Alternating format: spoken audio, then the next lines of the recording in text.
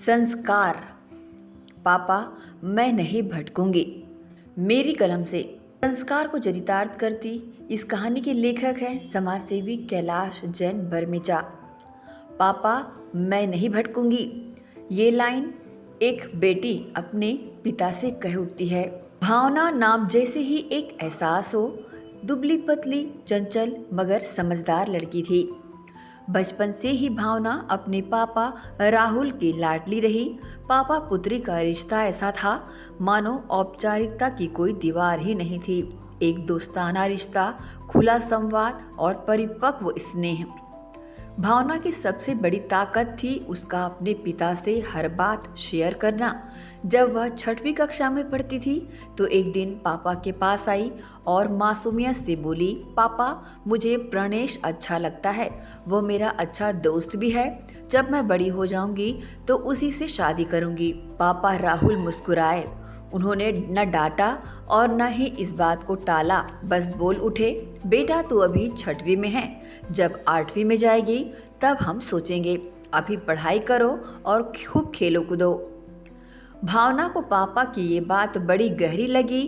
वक्त बीता, प्रणेश का आकर्षण धीरे धीरे भावना की नज़र में फीका पड़ने लगा और अब धीरे धीरे उसे एहसास हुआ कि प्रणेश सिर्फ उसकी हंसी का साथी था, दुख में नहीं। 1 साल बीता, वह खुद बोल उठी, पापा, मुझे अब वह लड़का प्रणेश अच्छा नहीं लगता, मैं उससे दोस्ती रखना नहीं चाहती। पापा ने सिर पर हाथ फेरा और कुछ नहीं कहा, और ये कुछ न कहना पिता की ही शिक्षा थी। भावना कक्षा 8वीं में गई तो हितेश नाम के लड़के के प्रति काफ़ी आकृष्ट हुई, मानो वो लड़का उसकी दुनिया हो चला। खेल, बातें, मुस्कुराने, पर एक दिन चेचक ने सब बदल दिया। चेहरे पर दाग पड़ते ही हितेश का व्यवहार बदल गया। भावना को लगा कि वह तो सुंदरता से प्रेम करता था, मुझसे नहीं। एक बार फिर उसका भरोसा टूटा, मगर वो टूटी नहीं। कक्षा 11वीं में आदित्य भावना की जिंदगी में आया। उसने बड़े बड़े वादे किए, पर जल्द ही वह भी एक अवसरवादी निकला। इस बार भावना अंदर से बहुत कुछ समझ गई। वह अपने पापा के पास गई और बोली, पापा, अब मुझे समझ आ गया कि सच्चा प्यार वह होता है जो हर हाल में साथ दे, और वो तो आप और माँ में है। अब भावना कॉलेज पहुंच चुकी थी और काफ़ी आत्मविश्वासी हो चुकी थी। दोस्ती की मर्यादा को पहचानने लगी थी। जब दोस्त मोहब्बत की बात छेड़ते तब वह हंसकर कहती, प्यार तभी करूंगी जब मेरे पापा कहेंगे। यही ठीक है। राहुल की परवरिश ने उसे समझदार बना दिया था। वह कभी रोकी नहीं गई, बल्कि समझाई गई। आज भावना सफल भी है और सुरक्षित भी।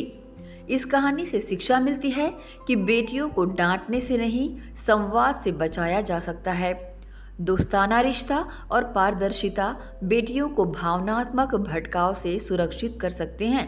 हर आकर्षण प्यार नहीं होता, हर रिश्ता जीवन भर का साथ नहीं निभाता। सच्चे संस्कार वही होते हैं जो निर्णय लेने की समझ दें, मजबूरी में नहीं, समझदारी में, न कहने की ताकत दें।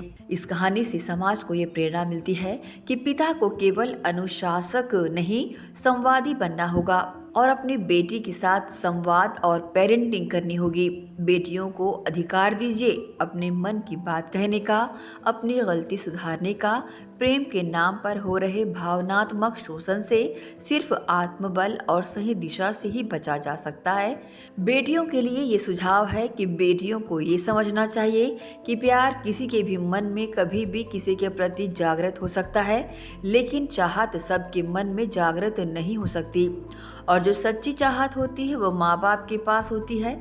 माँ बाप के मन में हमेशा अपने बच्चों के लिए चाहत होती है। चाहत में त्याग होता है और प्रेम में आकर्षण होता है। आकर्षण कभी भी खत्म हो सकता है, लेकिन चाहत हर परिस्थितियों में जीवित होती है। इस कहानी के लेखक थे समाजसेवी कैलाश जैन बरमेचा।